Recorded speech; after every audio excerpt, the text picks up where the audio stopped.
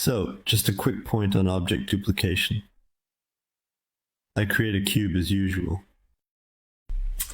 So, to duplicate an object, there are several ways. We saw it with the mirror, but that's a bit of a special case. Because it's not really duplication, it's mirroring. So to duplicate an object, we can press Ctrl-D. And we see that it has created our P32. You can't see it in the viewport, which is totally normal. It's because it is nested within the other one, since they are the same size and placed in the same location. So if I select P32 and I use my famous move tool arrows, we can see that P31 is there and P32 is here. So that's very practical. There is just another method. We will delete this, and we still end up with the PQ1. Instead of using Ctrl-D, we can also use Shift. We press Shift, and while holding Shift simultaneously, we see that clone is displayed below our arrow. When we highlight the gizmo, we hold down Shift, and then by moving this, we can recreate a cube. So this is a slightly simpler way than first doing Ctrl-D while selecting our cube and then moving it. You see there, I make a clone, and then I clone the clone again, and I clone the clone again, etc., etc.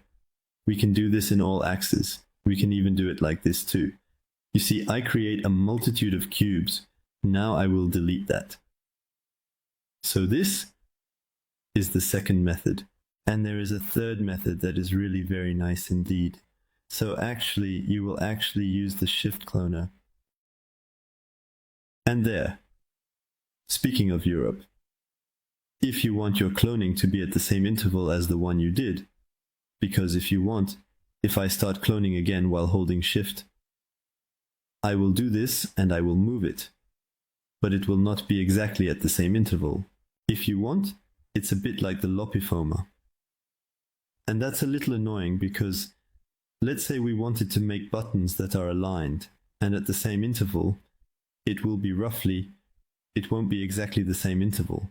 So we can, with the calculations in the channel box, each time add 2, so do x2, and we will have the same interval. However, there is a simpler method. So we go back here, we do our Shift and cloning, and if we press Shift-D, it recreates a clone of the clone that is at the same interval and will always be the same.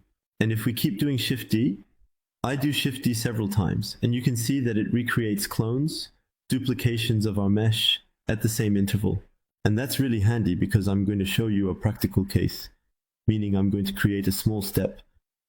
So I invite you to do the same as me. I am going to make a small staircase that we will place at the edge of the grid. There we go, so I have my staircase.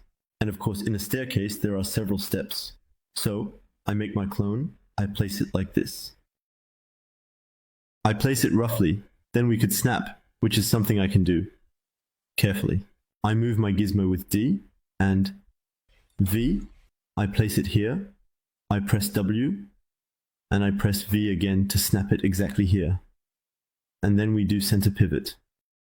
Well, now I've spoiled a bit of the thing, but now I've done center pivot to reset it to the origin. Now, if I do Shift-D, it doesn't work. I don't know why, because I must have done Ctrl-Z, so let's start over. Excuse me. So, let's go back, and we will clone and do DV.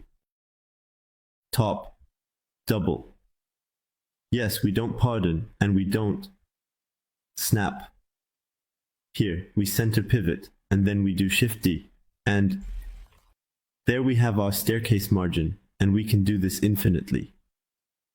And there we have our staircase. So this is one of the very interesting uses of duplication. It's really interesting, because we can also do this for the rotate. So for example, I hold the Shift key and clone by dragging my thing, which allows me to duplicate the item easily. Well, here you can see that if I do Shift-D, it will take the same rotation and clone it for me. And we end up with a kind of strange thing, but I think you get the idea. So this is useful, and we will use it a little bit in several cases when we really focus on modeling multiple meshes.